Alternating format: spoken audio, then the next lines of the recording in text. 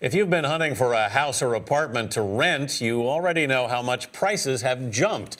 In fact, rental prices are at all-time highs across the country and incomes aren't keeping up. Some are calling it the worst rental affordability crisis in U.S. history. Personal finance journalist Vera Gibbons, a Zillow contributor, is here with more. Vera, good morning. Good morning. So what's going on?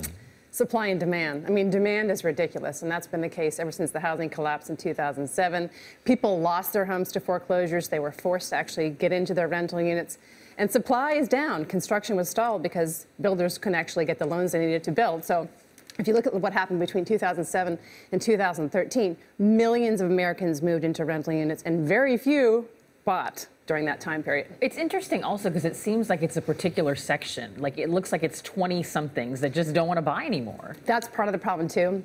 That's really the incremental demand that is pushing those prices higher. Some of these millennials, as the economy improves, Anthony, they're moving out of their homes, their parents' homes, and they're moving into the rental units. They're not in a position to buy. They can't have the down payment. They've got the student loan debt. They've got credit card debt. So that is pushing the prices even higher in a lot of different markets. So, I mean, is this trend going to continue, do we think? Is there any relief in sight? Unfortunately, no. I mean, the builders are building. Right. There are apartment complexes going up. But it takes time, it takes money, you've got to get the permits, you've got to get approvals. So it does take a while, and demand is expected to outpace supply for the foreseeable future. So rents, unfortunately, are expected to continue to go up. It's a good time to be a landlord, bad time to be a renter. What should we be paying for rent? Is there a rule of thumb for people to calculate? Yes, I mean, in order for your rent and your utilities to be affordable, it's not supposed to exceed 30% of your household. And yeah, Welcome to New York. I'm like doing the math there. New York is absolutely ridiculous. But Zillow actually did analysis for the New York Times recently and found that in 90 cities, the median rent, not including utilities, is greater than the median gross income. So this is really problematic.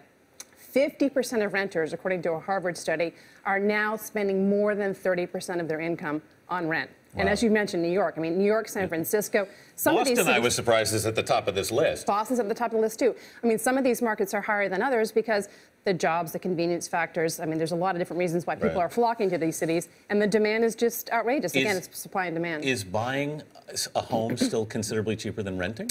It is still. I mean, affordability is on the wane, as you know, but it is still cheaper. In fact, the analysis actually shows it's 38% cheaper to buy a home in the 100 largest metro markets. Now, that gap has been narrowing because affordability is on the wane, mortgage rates are rising. Last year, it was 44% cheaper to buy a home. But in most markets, still, it is still cheaper and more affordable to buy a home. But again, you have to come up with a down payment. You have to have good credit. There's a lot of hurdles. No, but it's good for people to remember because we keep hearing about mortgage rules tightening. So it's a good reminder to people it's still cheaper to buy. Keep your credit up. Yeah, Vera Gibbons, thank you so much. Thank you.